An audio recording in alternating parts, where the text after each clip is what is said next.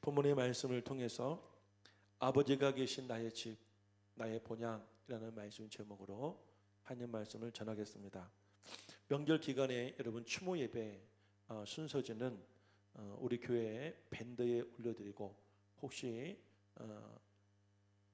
밴드에서 다운받기 어려우신 분은 부탁을 드리면 제가 만들어 놓겠습니다. 그래서 설 명절에 가정에서 추모 예배로 하나님께 영광을 돌려드리기를 부탁합니다.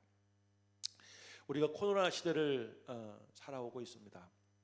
지금까지 우리는 한 번도 경험하지 못했던, 우리가 코로나 이전과의 그 생활이 완전히 뒤바뀐 그런 새로운 인생을 지금 살고 있습니다. 그 중에 하나가 우리가 오랜 전통과 또 역사 속에서 이어왔던 명절이기도 합니다. 작년 추석에 이어서 올 설 명절에도 고향에 가지 못하며 또 오지 못하고 각각 자기 머문 곳에서 명절을 보내야 할 그런 처지에 있습니다.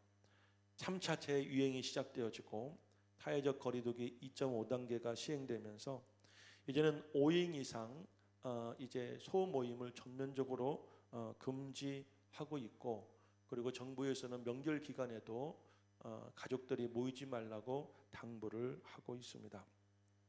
그래서일까요? 고향을 가겠다고 하는 사람들이 작년에 비해서 현저하게 줄었습니다. 제가 지난 금요일 날 인터넷에 올라온 인크루트라고 하는 취업 포털 사이트에서 조사한 것을 제가 이렇게 보았는데요. 성인 대상으로 전국의 999명에게 물었다고 합니다. 이번 명절날 고향에 가시겠습니까? 안 가겠습니까? 라고 물었더니 27.5%가 되는 사람, 그러니까 4명 중에 1명은 고향에 가겠다라고 말하고 72.5% 3명은 가지 않겠다라고 대답을 했다고 합니다. 작년의 설에는 똑같은 기관에서 똑같은 방법으로 조사했을 때 명절에 50.6%가 집에 가겠다고 대답한 반면 올해에는 27.5%만, 그러니까 작년에 비해서도 절반 이상 줄었다는 것이죠.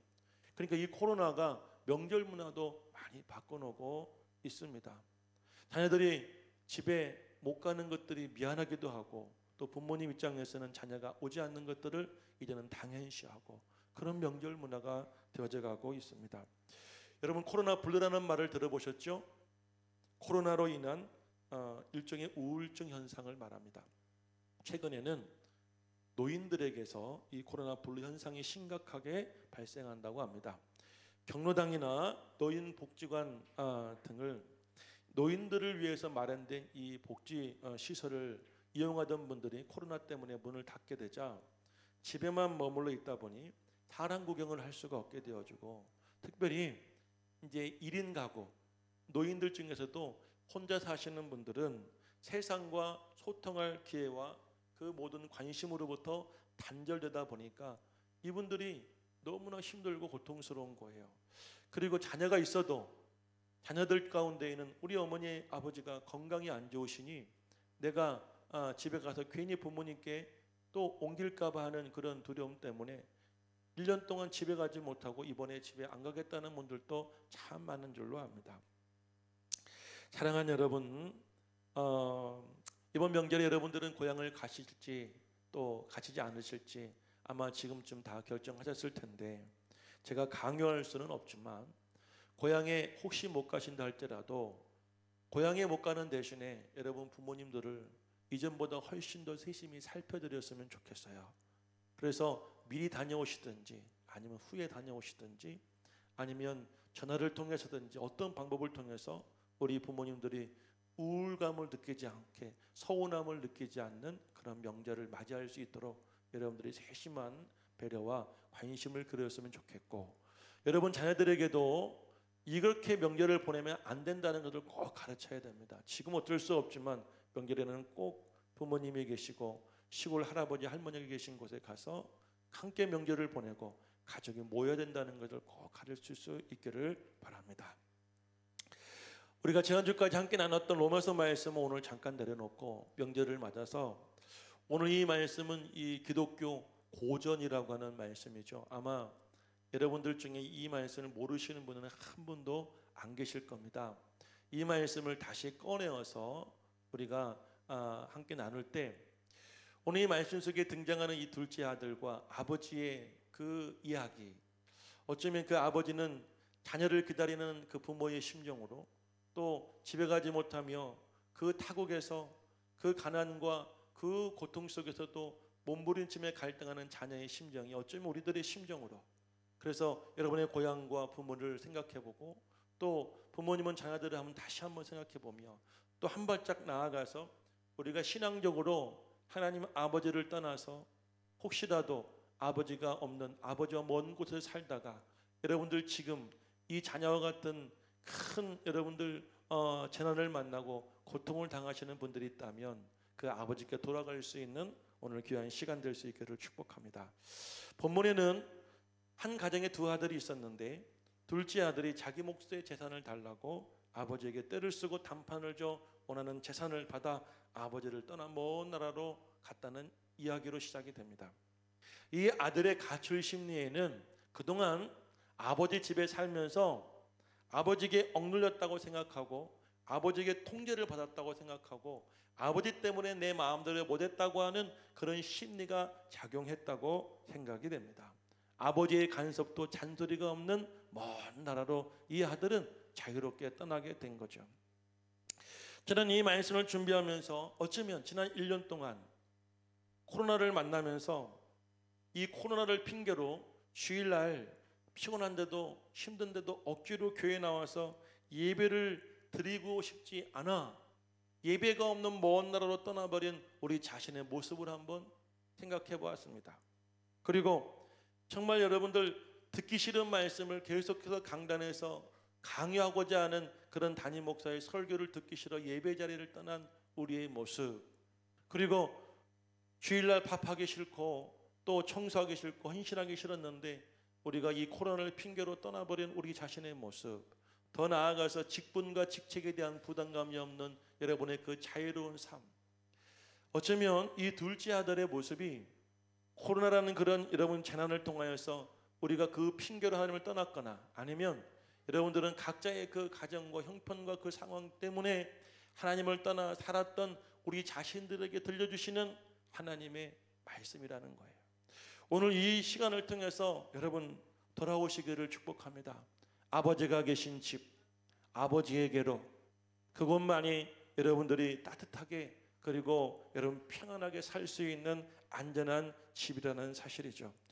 오늘 이 본문의 이야기는 화려한 탕자의 가출인 것 같지만 이야기의 내용을 읽어보면 결국 이 아들이 다시 아버지가 있는 집으로 돌아왔다는 것을 성경은 강조하고 있습니다. 그래서 오늘 이 말씀의 제목, 아버지가 계신 나의 집이라는 이 나의 본향이라는 제목을 통하여서 탕자의 귀향, 돌아온 탕자라는 그런 여러분들이 이 말씀의 모토를 가지고 우리 자신의 삶, 신앙을 돌아보시며 여러분들이 영적으로 육적으로 부모님에게, 가족에게, 그리고 하나님께 돌아갈 수 있는 그런 축복의 시간 삼으시기를 축복합니다. 그러면 어떻게 해서 이 아들이 아버지께 돌아왔게 되었을까? 우리가 세 가지 질문을 하고 그 질문의 답을 본문에 찾으며 은혜를 나누겠습니다. 첫 번째, 무엇이 그를 다시 돌아오게 했는가입니다. 무엇이 아들을 아버지께 돌아오게 했는가라는 질문이에요. 그 질문의 해답은 여러분들 당연하게도 오늘 말씀해 보니까 그 아들이 살고 있던 땅에 찾아왔던 흉년 때문이었습니다. 오늘 본문 14절 말씀을 읽어보겠습니다. 다 같이 14절 있습니다. 시작. 다 없앤 후 그 나라에 크게 흉년이 들어 그가 비로소 궁핍한지라. 이 아들이 집을 떠날 때는 풍요를 꿈꾸었을 것입니다. 그런데 그가 꿈꾸었던 풍요의 땅에서 그를 기다렸던 것은 여러분들 큰 흉년과 그리고 궁핍이었다는 사실이에요. 그런데 이 흉년은 그가 감당할 만한 흉년이 아니었습니다. 큰 흉년이 그를 찾아와 그는 더 이상 자신의 힘으로 감당할 수 없는 지경에 이르게 된 거예요. 자, 그런데 이 일이 우연히 일어난 것일까요? 이 사람에게 살고 있는 그 땅에 흉년이 찾아온 것이 그냥 우연히 일어난 일이 절대 아닙니다. 13절 말씀을 읽어볼까요? 다 같이 시작. 그 후 며칠이 안 되어 둘째 아들이 재물을 다 모아가지고 먼 나라에 거기서 허랑방탕하여 재산을 낭비하였더니. 자, 아들이 재산을 방탕하면서 아버지 재산을 다 낭비했습니다. 저는 이 말씀을 보면서 낭비하는 중에 낭비가 되어서 재산이 탕진되어서 이 아들이 아버지를 회상하고 돌아올 수 있는 그런 마음의 변화가 있었음에도 불구하고, 기회가 있었음에도 불구하고 이 아들은 회개하지 않았어요. 이 아들은 돌아가겠다는 마음을 먹지를 않았어요. 그러자 하나님이 개입하십니다. 어떻게 개입하시냐면 오늘 다시 시절 말씀해 보니까 다 없앤 후에 기다렸다는 듯이 하나님이 그 땅에 큰 흉년을 허락하여 주셔서 그 아들이 비로소 궁핍하게 되었다는 사실이에요. 이 일은 절대로 우연한 일이 아닙니다. 여기서 흉년이란 말은 헬라어로 리모스란 말이에요.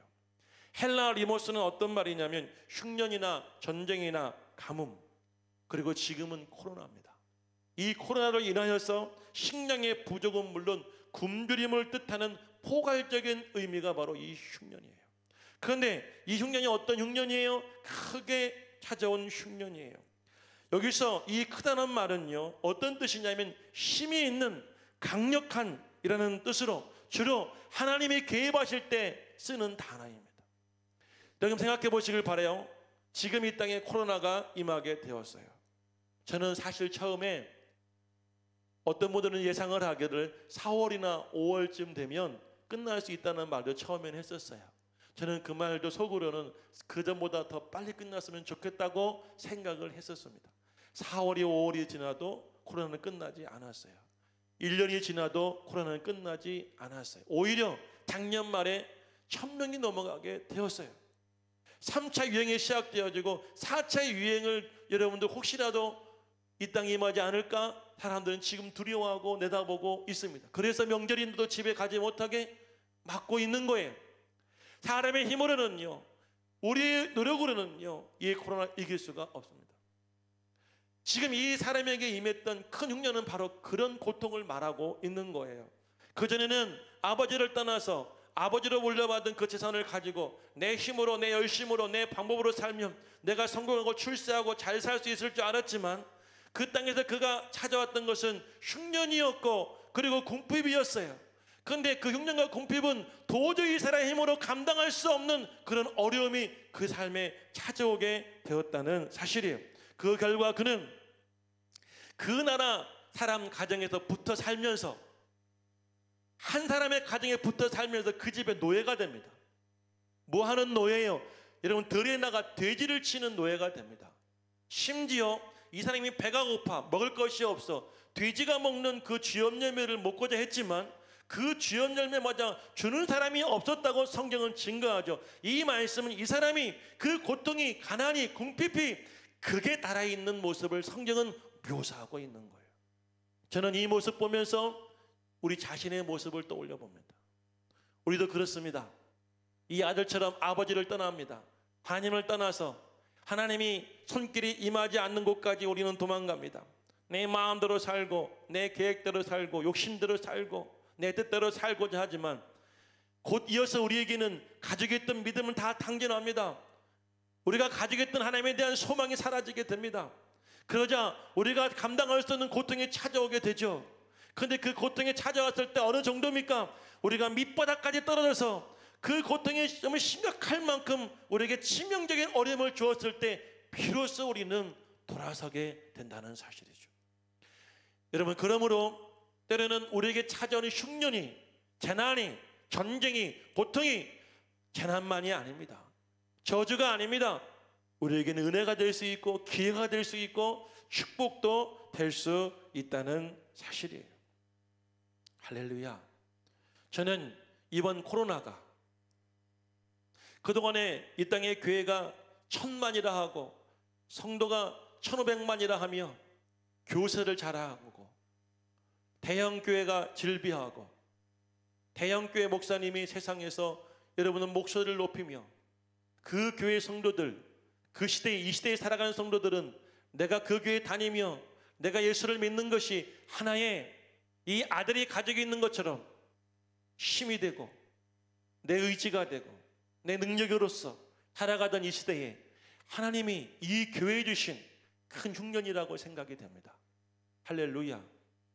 처음에는 이 정도까지 우리가 심각하게 받아들이지 않았지만 이제는 너무나 심각한 지경에 이르게 되었습니다.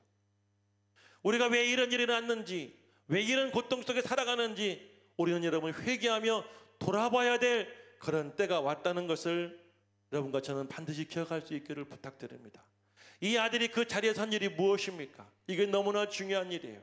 무엇이 이 아들을 돌아오게 했느냐면 흉년이 이 아들을 돌아오게 했지만 결정적으로 그 흉년을 통한 이 아들의 생각과 행동의 변화가 일어나기 시작했어요. 그것이 무엇이었는가? 17절 말씀을 읽어보겠습니다. 17절 읽어봅니다. 시작. 이에 스스로 돌이켜 이르되 내 아버지에게는 양식이 풍족한 품꾼들이 얼마나 많은가? 나는 여기서 줄여 죽는도다. 현재 자신의 처지와 현실을 직시하면서 아, 내가 아버지를 떠난 것이 잘못되었구나 라고 그는 깨닫게 된 것입니다. 짓떠나서 이 사람은 처음으로 아버지를 생각하게 된 것이고 심지어 거들떠보지 않았던 그 아버지 집의 품꾼까지도 이 사람은 부러워할 만큼 처절하게 그 고통 속에서 회개하고 있었던 것입니다. 오늘 17절 말씀에 이에 스스로 돌이켜라는 말씀을 영어 성경에 보니까 이렇게 말하고 있습니다. He came to himself라고 말합니다. 그는 돌아왔어요. 누구에게로? 자기 자신에게로. 그는 스스로 돌이켰다는 말이 그는 자기 자신에게로 돌아왔다는 말이에요. 이 말을 생각해 보면 이런 말입니다. 여러분들 먼 나라로 떠날 때에는 이 아들은 자기 자신을 잃어버렸어요. 자기 자신을 내버렸어요. 어떤 자신입니까? 아버지의 아들.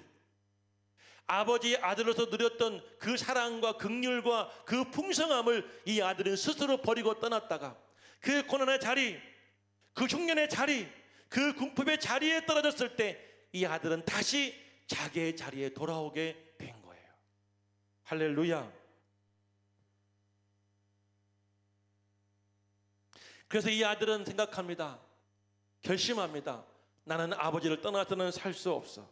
그래서 나는 다시 아버지께 되돌아가야 되겠다라는 그런 마음을 먹게 되고 이 마음은 곧 우리는 회개라고 합니다. 아들은 비로소 그 자리에서 아버지를 떠올리며 회개하기에 이르게 된 것이죠. 자, 그러면 두 번째 질문입니다. 그는 어떻게 해서 돌아가게 되었나요? 무엇이 그를 돌아가게 했습니까? 흉년이.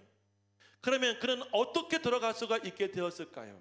그 질문에 대한 해답은 그는 마음만으로 회개한 것이 아니라 그는 자신의 회개를 행동으로 실천했습니다. 이것이 진정한 회개입니다. 오늘 18절 말씀을 다시 읽어보면 내가 일어나 아버지께 가서 이르기를 이라고 시작하죠. 자, 이 17절부터 19절까지의 말씀은 이 아들이 회개하며 그리고 다시 돌아가겠다는 그런 마음을 먹고 19절 말씀에는 내가 아버지를 만나면 이렇게 말을 해야 되겠다고 생각까지 하게 되었어요. 여기는 마음속의 회개입니다. 그런데 20절 말씀도 읽어볼까요? 20절 말씀 다 같이 시작. 이에 일어나서 아버지께로 돌아가니라. 아멘. 자, 18절 말씀에는 내가 일어나 가야지라고 마음을 먹었다가 20절 말씀에 보니까 이에 그가 일어나서 이제 아버지께 돌아가는 행동으로 실천으로 삶으로 그의 마음속의 회개함을 이루어냈다는 사실이에요. 그의 행동이 그의 결단과 여러분 그의 발걸음이 아버지에게로 돌아가게 한 줄로 믿습니다. 여러분 우리가 생각하는 것은 너무나 중요하고 너무나 우리에겐 필요한 일입니다. 왜냐하면 생각은 우리의 삶을 변화시킬 수 있는 인생의 터닝 포인트가 되기 때문이에요. 그런데 지금도 많은 사람들은 그 생각의 자리에 머물러 있는 분들이 계십니다. 회개했지만 내가 마음속엔 잘못함을 깨달았지만 하나님께 아버지께 아버지의 집으로 돌아가겠다고 마음은 먹었지만 돌아가지 못하며 머뭇거리고 주저앉는 분들이 지금도 이 땅에 너무나 많이 있다는 사실이에요.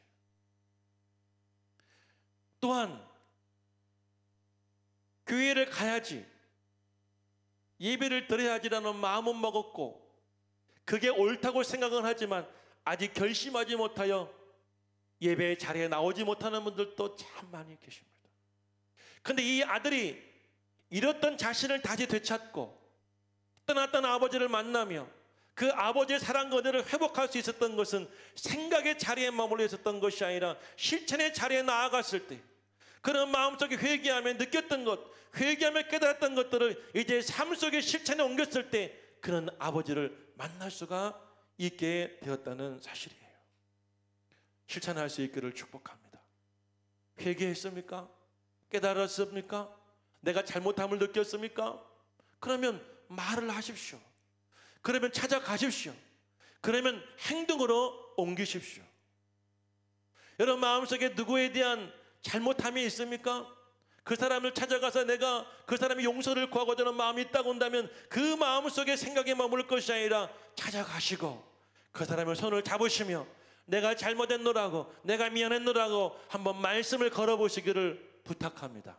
그것이 진짜 회개라고 성경은 가르치고 있습니다.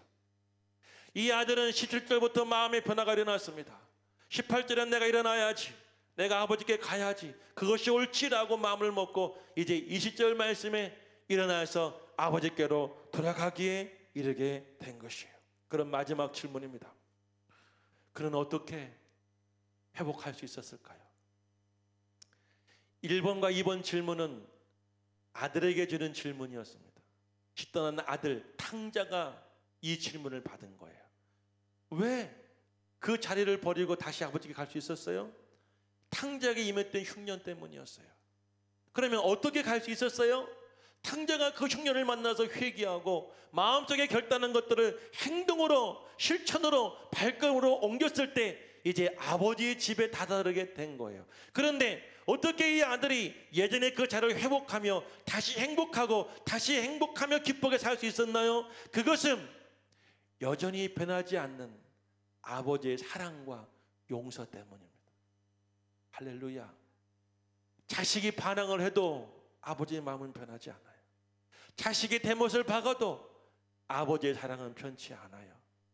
자식이 집을 떠났어도 아버지의 그리움은 한결같아요. 자식이 돌아왔을 때 아버지는 변함없이 그 아들을 따스하게 맞아주셨기 때문에 이 아들은 다시 그 자리에 회복할 수 있었던 것입니다. 형제도 못합니다. 오늘 본문에 보니까 형이 돌아왔어요. 무엇 하다가요? 들에 나가 일을 하다가. 그런데 그 광경을 바라본 형은 같이 기뻐하고 즐거운 것이 아니라 마음속에 화가 일어났어요. 나를 위해서는 아버지가 염소 새끼 하나 잡아주지 않고, 나를 위해서는 아버지가 이렇게 기뻐하지 않더니 집 나가고 재산을 탕진한 저 자식을 위해서는 어떻게 그렇게 기뻐할 수 있냐고 마음먹었던 것이 형제의 마음이지만 우리 아버지 하나님의 마음은 변함이 없습니다. 이것이 진리입니다. 이것이 오늘 우리가 믿고 오늘 우리가 붙잡아야 될 하나님의 말씀입니다. 자, 20절 말씀을 다시 한번 읽어볼게요. 20절 읽어봅니다. 시작. 이에 일어나서 아버지께로 돌아가니라. 아직도 거리가 먼데. 저는 여러분 이 거리가 멀다는 말이 육안으로 보여지는 이 아버지와 아들 간의 거리이기도 하지만 마음의 거리라고 생각이 돼요. 먼저 이 아들의 마음은 아버지와 아직도 멀어요. 아버지를 찾아간다고 걸음으로 옮겼지만 집에 다가갈수록 이 아들의 걸음이 빨라졌을까요? 느려졌을까요? 어때요 여러분? 빨라졌을까요? 느려졌을까요? 제가 경험상 느려졌을 것 같아. 빠르게 오다가도 화가 나실 아버지의 얼굴, 혹시라도 나를 박대하지 않으실까, 쫓지 않으실까, 그런 두려운 마음 때문에 이 아들은 저 멀리 집에 보임에도 불구하고 마음속에는 아직도 멀리 있었어요. 자, 그런데 오늘 말씀 속에 아버지의 행동을 보십시오. 이어서 읽어보겠습니다. 거리가 먼데부터 시작. 거리가 먼데 아버지가 그를 보고 치근히 여겨 달려가 목을 안고 입을 맞췄습니다. 자, 아직 거리가 멀지만 아버지의 마음의 거리는 어땠습니까? 그 멀리 있는 아들을 발견했습니다. 아들을 보자마자 그 아버지의 마음은 어땠습니까? 치근히 여겼습니다. 오늘 여러분 성경 말씀은 치근히 여겼다는 말씀을 주석 말씀에 보니까 이렇게 해석하고 있습니다. 안타까운 장면을 보면서 내장까지 일렁일 정도로 마음이 아파 견딜 수 없는 상태, 즉 애끓는 상태. 저 멀리 있는 아들을 보자마자 아버지의 마음은 이 내장부터 올라오는 그 고통과 아픔에 견딜 수가 없게 되었어요. 그래서 아버지는 일어나 달려갔습니다. 그 당시 유대인들의 법에 의하면 절대 아버지는 아들에게 뛰는 법이 없어요. 그리고 연세가 드신 어른들은 뛰면 안 된다고 법으로 정했어요. 아버지는 법이고 나발이고 아들을 발견하자 체면불구하고 뛰어가 아들을 맞습니다. 그리고 어떻게 해요? 목을 끌어안고 입을 맞췄어요. 이 말씀 역시 주석을 보니까 입을 맞추는데 반가움에 환영에 왔니라는 그런 한 번의 입맞춤이 아니라 수번 여러 번의 입맞춤이었다는 것, 저는 이 말씀을 보면 상상해 보았습니다.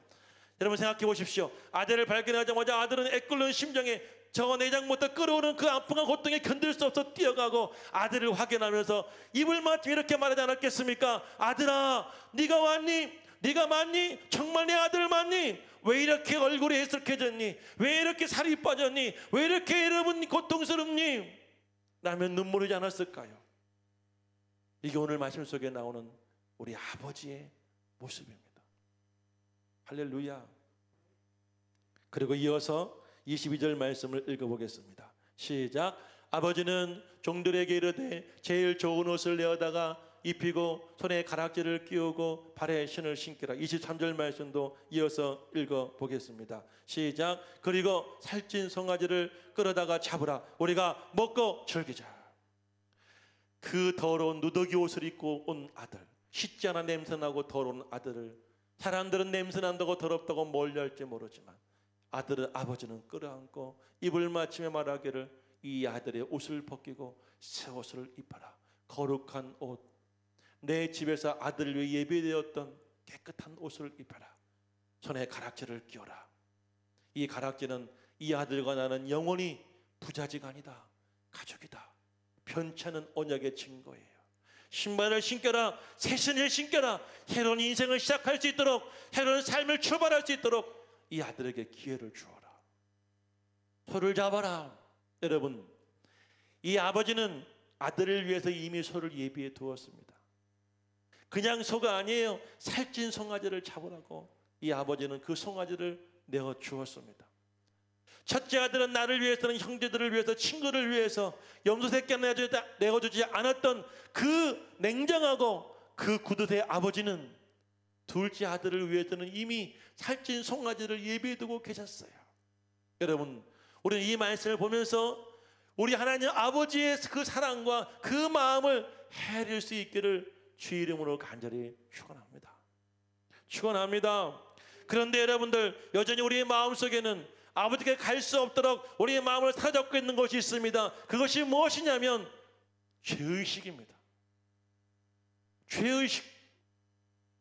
이 아들의 거리처럼 아버지께 다가가면 다가갈수록 내가 잘못한 것들이 떠오르고 내가 아버지의 마음에 대못 박은 것이 생각나고 아버지의 행동이 여러분들 생각하며 이 아들의 마음은 점점 아버지가 아니라 도망가고 싶은 마음이 생겼을지도 모르죠. 그것이 다 죄의식이에요.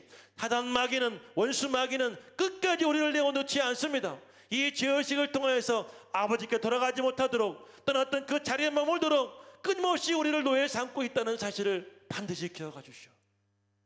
하지만 죄의식 너머에, 저는 오늘 이 말씀의 뒷배경을 보면서 이 일부 예배를 마치고 목사님께 물어봤어요. 부목사에게.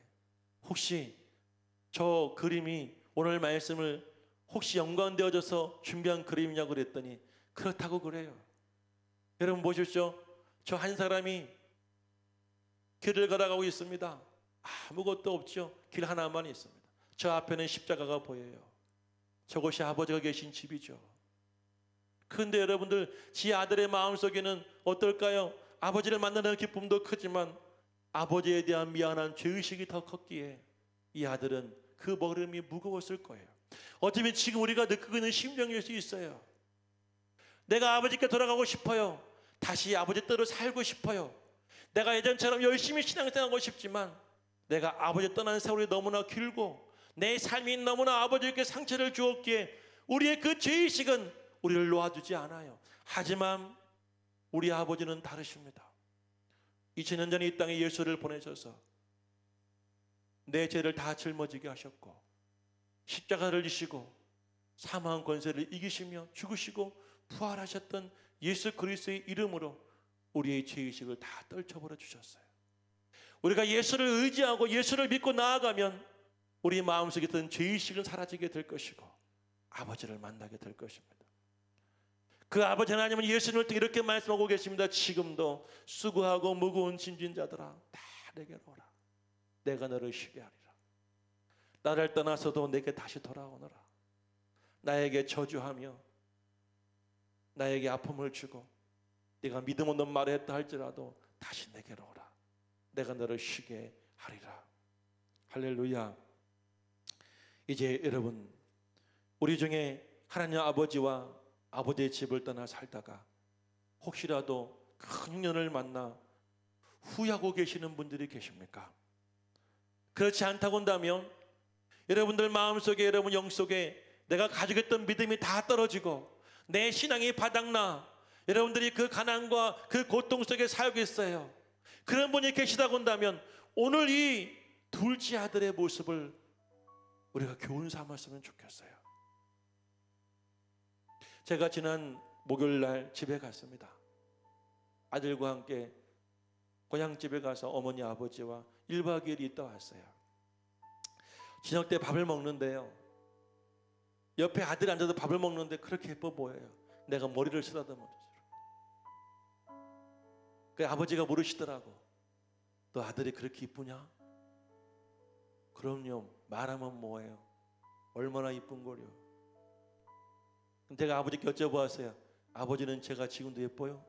말하면 뭐해? 이쁘지. 제가 옆에 어머니께 여쭤보았어요. 엄마, 내가 이렇게 장성해서 나이가 많이 먹고 결혼해서 집 떠나 애 낳고 살아가는데 엄마 마음속에 나에 대한 사랑이 그때나 지금이나 똑같아요? 더하면 더하지. 엄마의 사랑은 애간장이 들끓는단다. 내가 너를 생각하면 엄마는 견딜 수가 없단다. 그게 부모의 사랑이란다. 왜 이제야 제가 알았을까? 그래서 저는 그런 말씀 드렸어요. 제가 어렸을 때는 모르니 하나님이 나에게 자식이라고는 흉년을 주셨어. 내가 저 녀석 때문에 우리 아버지 마음 이해하고 우리 엄마 마음 헤아려 드릴 수 있고 그것이 나에게 임한 흉년이 아닐까 생각을 해보았어요. 흉년은 재난이 아닙니다. 저주가 아니에요. 기회입니다. 축복이에요. 코로나라는 것이 우리에게 흉년이 될 수 있고 또 여러분들에게 여러 가지 삶 속의 어려움과 고통들이 흉년이 될 수가 있습니다. 이 아들처럼 흉년을 맞은 여러분들이 그 자리에서 생각해 보시길 바라요. 우리 아버지의 사랑, 아버지가 계신 따뜻한 집, 아버지가 베푸신 구원의 은혜, 아버지께서 우리에게 주신 그 뜨거운 사랑을 우리가 한번 다시 되돌아보시고 오늘 이 시간 일어나서 아버지께로 돌아오실 수 있기를 주의 이름으로 축복합니다. 가정에서 예배를 드리는 성도님들도 혹시라도 오늘 이 방송을 보시는 분들도 그 자리에서 일어나서 죄의식에서 차야함을 들으시며 주님께 돌아오십시오. 다 내게로 오라. 쉬게 하라 하시는 주님께서 옷을 내어주고 가락지를 끼워주고 신발을 신겨주며 여러분들을 위해서 잔치를 벌이고 기뻐하시는 은혜가 임하시기를 주의 이름으로 간절히 축복합니다. 할렐루야. 이 말씀 이번 추석에 집에 가지 못한 여러분들 위로가 되어주고 그리고 더 나아가서 천국을 소망하며 주님의 그 나라를 사모하며 살아간 여러분들에게 힘이 될 수 있는 그런 생명의 말씀 될 수 있기를 주의 이름으로 간절히 축복합니다.